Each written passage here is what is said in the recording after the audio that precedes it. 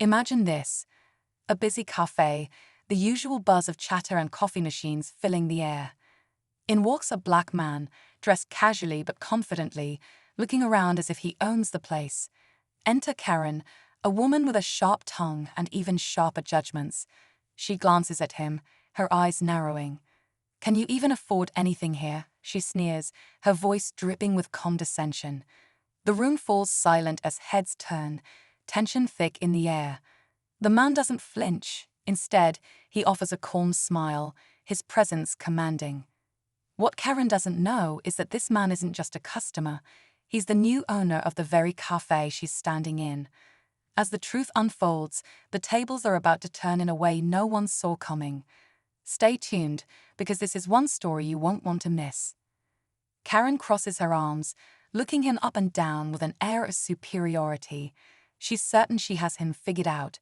Just another guy trying to blend into a space she feels he doesn't belong. The man, unbothered by her attitude, calmly steps up to the counter and places his order. The barista greets him warmly, almost nervously, which only fuels Karen's curiosity. "Do they give out special discounts now?" She mutters loud enough for everyone to hear, her tone laced with sarcasm. The man doesn't respond, instead taking a seat at a corner table. Karen, unable to resist, follows him, standing over his shoulder. "You must really like playing pretend," she says, her voice icy. A couple of customers shift uncomfortably, sensing the tension, but no one speaks up. Little does Karen know, every move she makes is pushing her closer to a moment she'll never forget.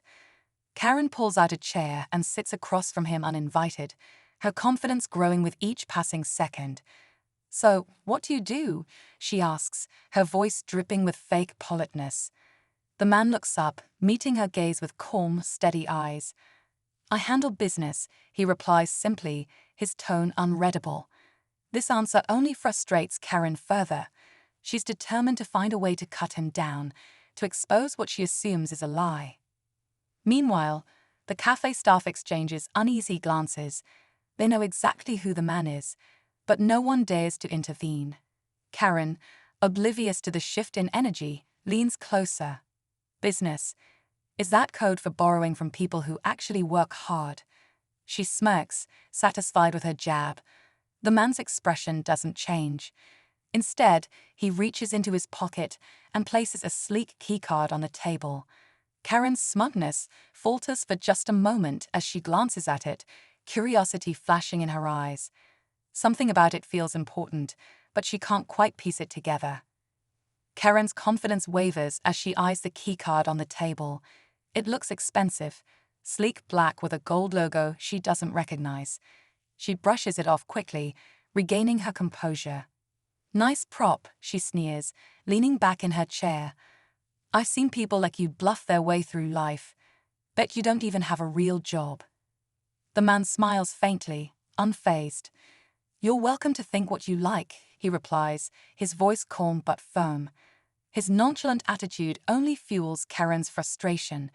She glances around the cafe, expecting someone to back her up, but all she sees are nervous stares and awkward silence. As Karen prepares to fire back another insult, the cafe manager walks over. "Sir, do you need anything else?" he asks, his voice respectful and slightly hesitant. Karen's head snaps toward him, her eyebrows furrowing in confusion. Why was the manager treating this man with such deference? The man shakes his head. "I'm good, thank you. But I will need to speak with the staff soon," he says, his tone steady but carrying an authority that Karen can't ignore. Her confidence begins to crumble as she realizes there's something she's missed, something big. The room feels heavier, and every second stretches as Karen struggles to piece together what's happening. Karen shifts uncomfortably, her earlier bravado fading as she senses the atmosphere shift around her. The man's calm demeanor, the manager's respect, it's all starting to feel unsettlingly out of place. Before she can say anything, the man stands, sliding the keycard back into his pocket.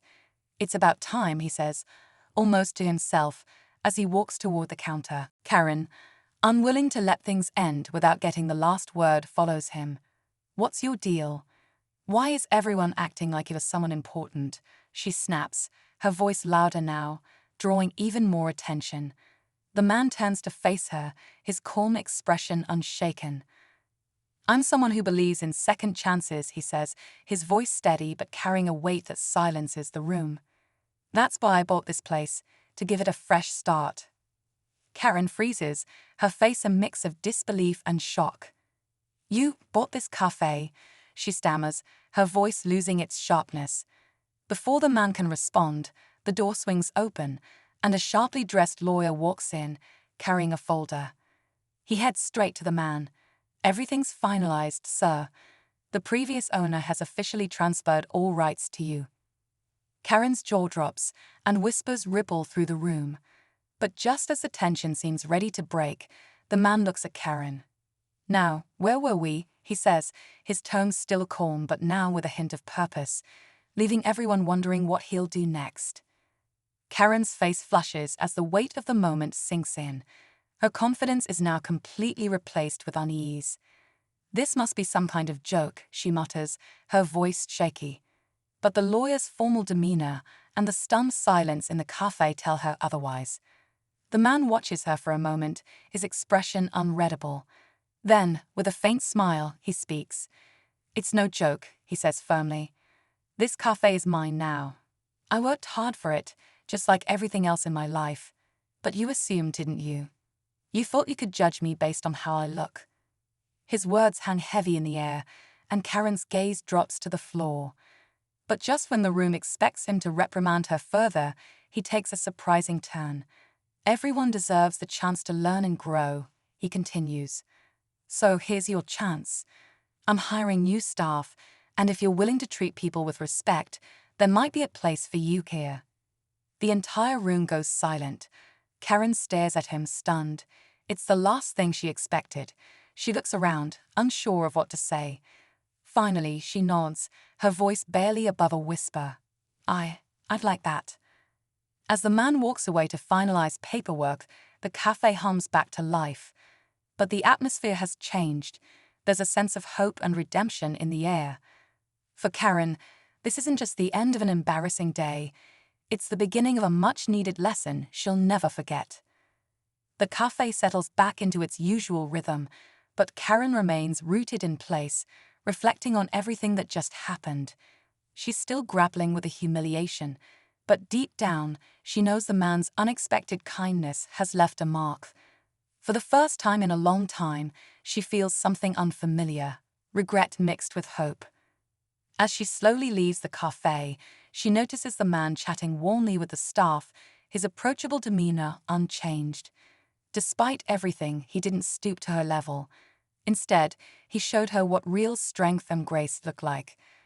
Outside, Karen pauses, glancing back at the cafe.